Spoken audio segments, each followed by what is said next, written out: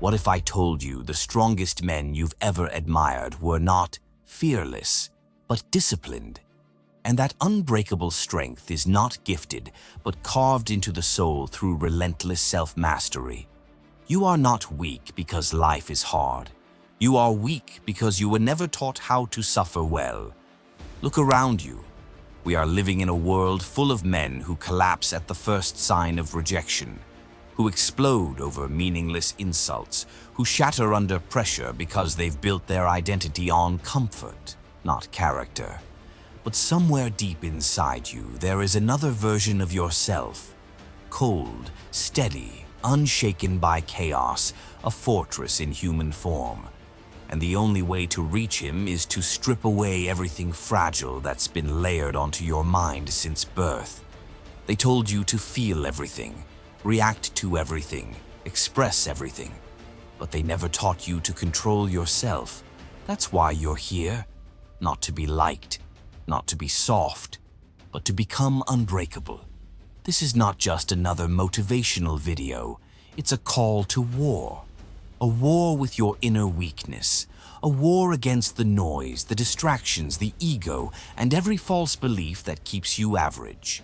If you watch till the end, you'll understand how the ancient warriors of thought, Marcus Aurelius, Epictetus, Seneca, built their indestructible minds not by escaping pain, but by walking straight into it and bending it to their will. This video will not comfort you. It will confront you. But if you stay with me till the very last second, I promise you this. The man who finishes watching this won't be the same man who started. Subscribe now, because this journey won't just change how you see the world. It'll change how the world sees you. There comes a time in every man's life when the world stops listening to his cries, when the excuses dry up, and when even hope feels hollow. That moment, as brutal as it may be, is sacred, because it is the birthplace of something rare, fortitude. Not the kind they post on social media, not the empty resilience fed by dopamine and external praise.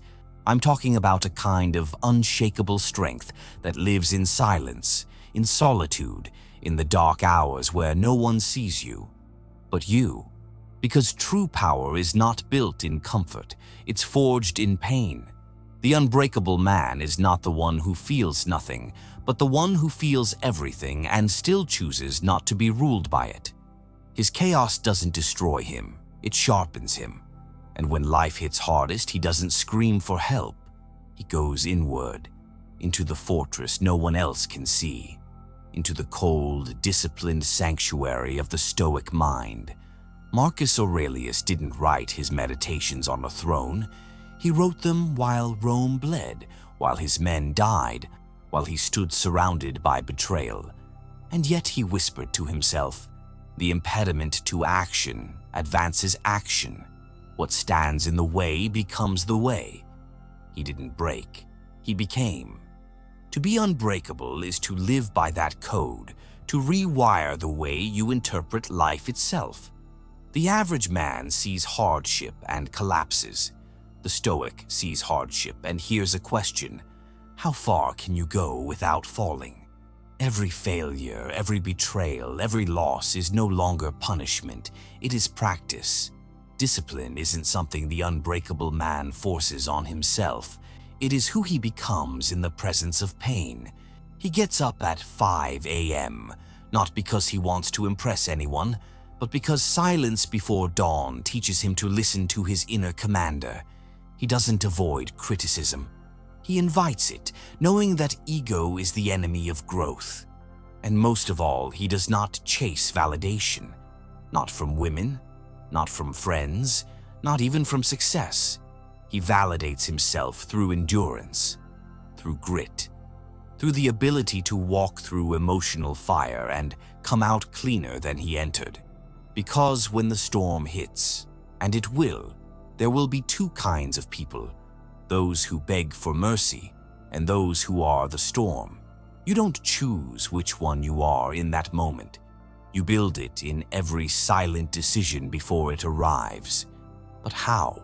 How does a man begin to build this kind of inner citadel when the world trains him to be reactive, emotional, easily shaken?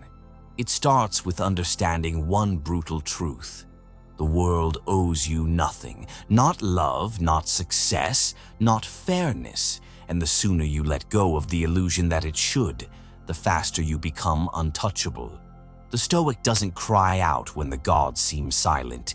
He becomes his own god, ruling not the heavens, but his own impulses, his emotions, his reactions. Seneca once said, "We suffer more in imagination than in reality." The weak man lets imagination control him, spins stories of what could go wrong, builds catastrophes in his mind, reacts to ghosts. The Stoic sees through that illusion.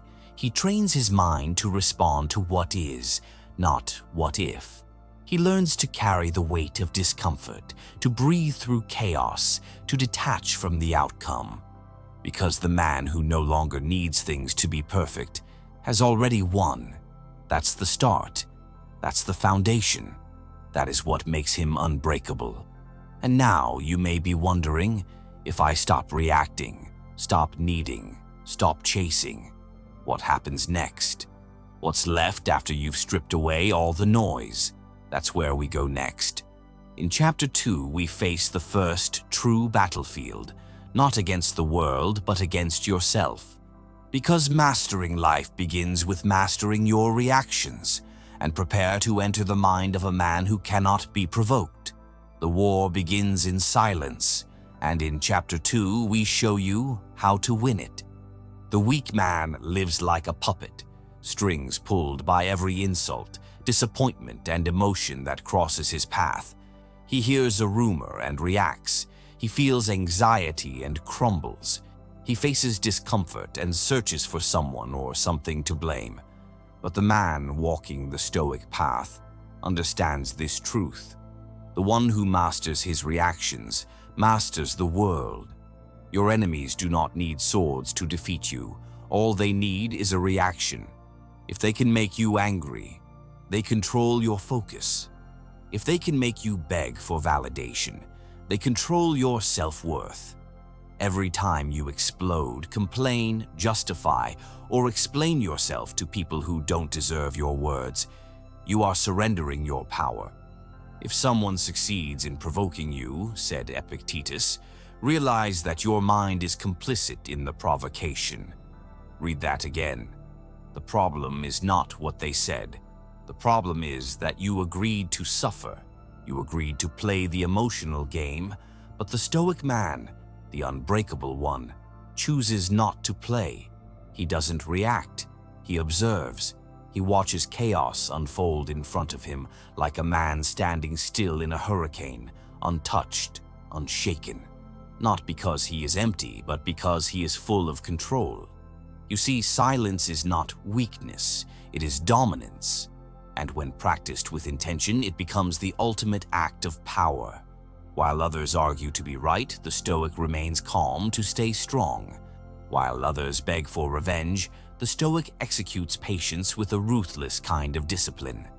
Marcus Aurelius, in the heart of Rome, surrounded by betrayal, war, and pressure that would snap the mind of a lesser man, still wrote, "You have power over your mind, not outside events.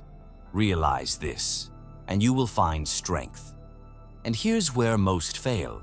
They think controlling emotions means burying them. But a Stoic doesn't suppress emotion. He studies it. He lets it pass through him like smoke without letting it build into fire. He does not react impulsively because he knows that every reaction is a choice, and every choice either fortifies your inner citadel or tears it down. The unbreakable man doesn't fight every battle.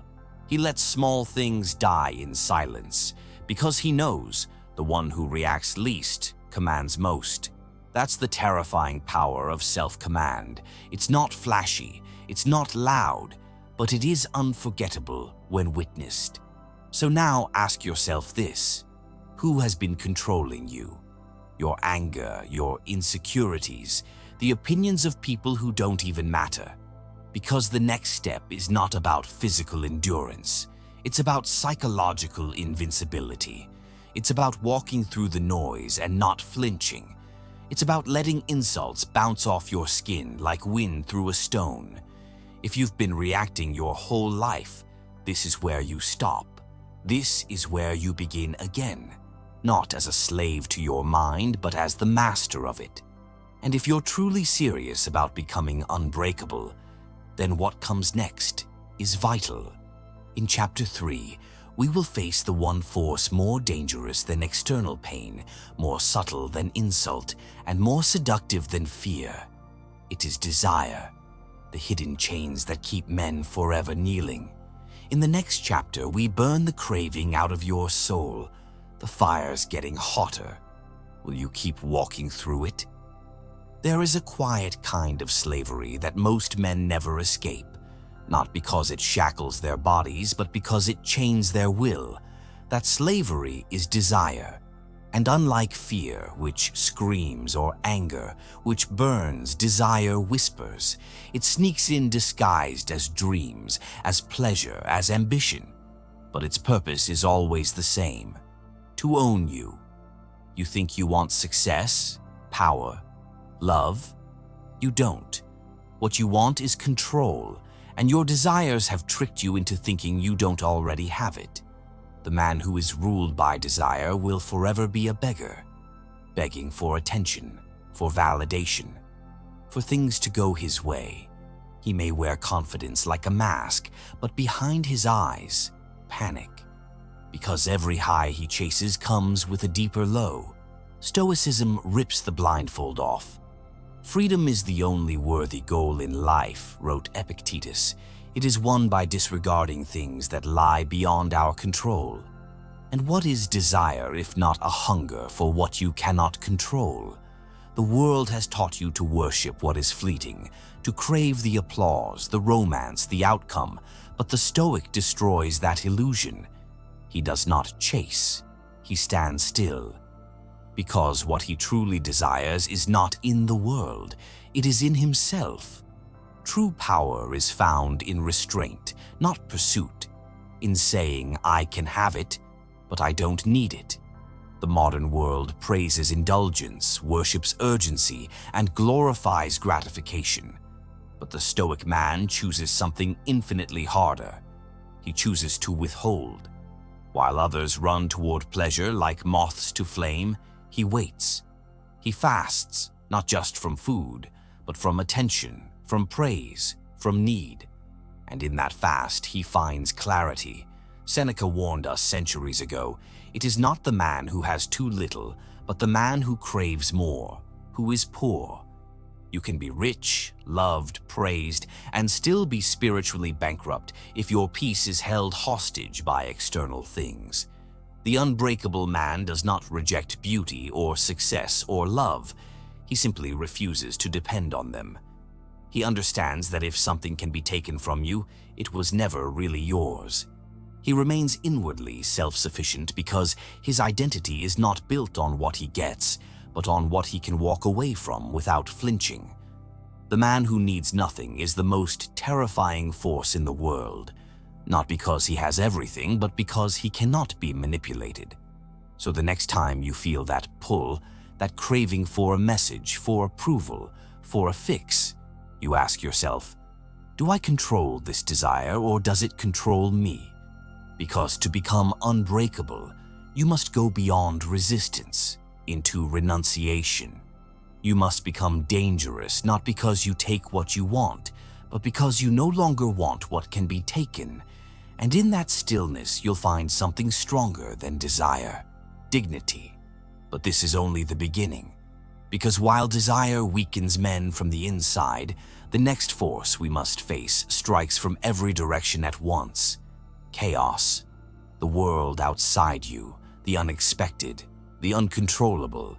How do you remain calm when everything collapses around you?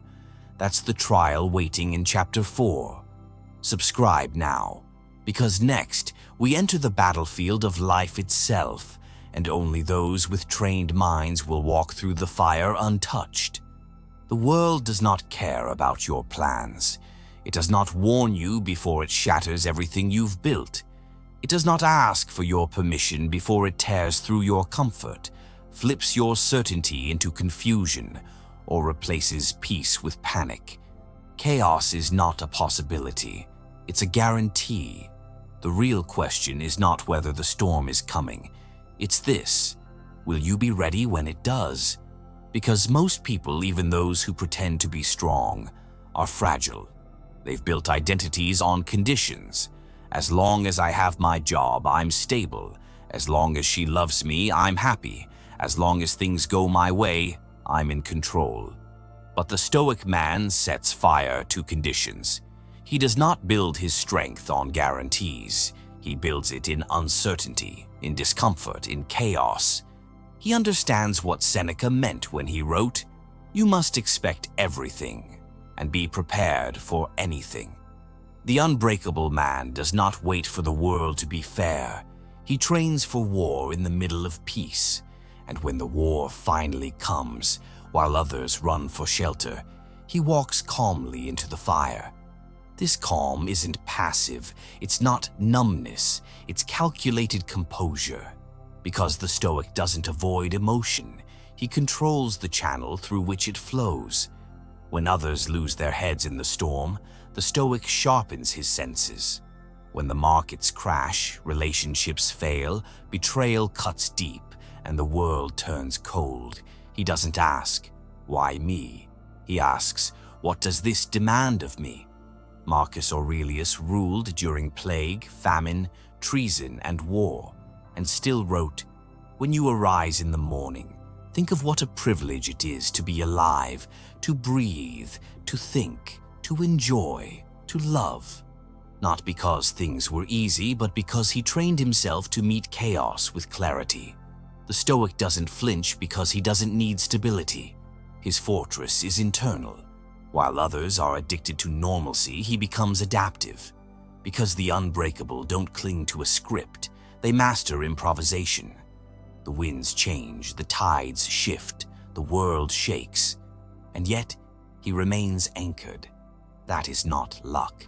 That is discipline forged in discomfort. His power lies not in what happens to him, but in how little it changes his course. So ask yourself, do you fold the moment life removes your safety net? Do you rage when your plans collapse? Or do you possess the inner steel to stand still when everything spins around you? Because the war outside is nothing compared to the battle within. And if you've made it this far, it means you're done living like a leaf tossed in the storm. You're ready to become the storm's still center. But chaos has one final test. And it's the most dangerous of all, not destruction, but success. Because when everything finally goes your way, that's when most men fall asleep. And in Chapter 5, we enter the deadliest trap of all, comfort disguised as victory, the final seduction, the moment when even the strongest begin to rot inside. What's coming next will either break you or wake you up forever. The deadliest moment in a man's life is not when he's struggling, but when everything finally starts to work. When the money comes in, the love returns, the path becomes smooth, and he starts to relax. He lets the sword rest. He softens his eyes. He takes his foot off the mental throttle because he thinks he's made it. But comfort doesn't reward. It rots. What most call peace is just the early stage of decay dressed in silk. And by the time you realize you've stopped growing, comfort has already set its trap. This is the final test that even warriors fall to, not violence, not hardship, but ease. The Stoic man knows this. He sees what others don't, that the real battlefield begins after the war is won. He is never distracted by success because he understands that comfort is not a destination. It's a sedative, a poison, a slow dripping drug that makes you forget the fire that forged you. It is not adversity that ruins men, Seneca warned, but prosperity that reveals them. And the moment you begin to feel safe is the moment you begin to die inside, slowly, quietly, without even realizing it. True strength is not proven when you have nothing. It's revealed when you have everything and still remain disciplined. The Stoic doesn't let luxury loosen his grip. He doesn't let praise inflate his ego. He doesn't let attention disrupt his solitude. While others chase reward, he chases resistance. He remains cold in a warm room, focused in a loud crowd, sharp in a soft bed. Because he remembers what the world forgets, that ease weakens the edge of the blade, that you can build a fortress only to fall asleep inside it. The Stoic avoids that fate by creating voluntary hardship. He fasts while there's food. He trains while there's peace. He abstains while there's abundance, not out of guilt, but out of necessity. Because the moment you get too comfortable is the exact moment you stop being dangerous. Comfort seduces you into silence, into softness, into blindness. But the unbreakable man forces himself awake every day. He lives like a soldier, even in peacetime, because he knows the next war isn't coming from outside, it's coming from within. The battle against comfort is eternal, and most men have already lost, simply because they stopped fighting. So if you're serious about this path, this journey toward becoming unbreakable, then you must ask yourself, are you sharpening yourself daily, even when life feels smooth? Are you still holding the line, or have you secretly started to drift? Because this is where men disappear, slowly, gently, with a smile on their face, until one day they can't recognize their own reflection. But you, if you're still here, you're different. You're not here to be lulled, you're here to be forged. So subscribe if you haven't already, because the next video isn't just another chapter, it's a warning and a revelation. In the next episode, we'll expose the deepest enemy of all, the self-deception that survives even when everything else has been conquered. And trust me, if you're not ready to face your own reflection, you won't survive what's coming next.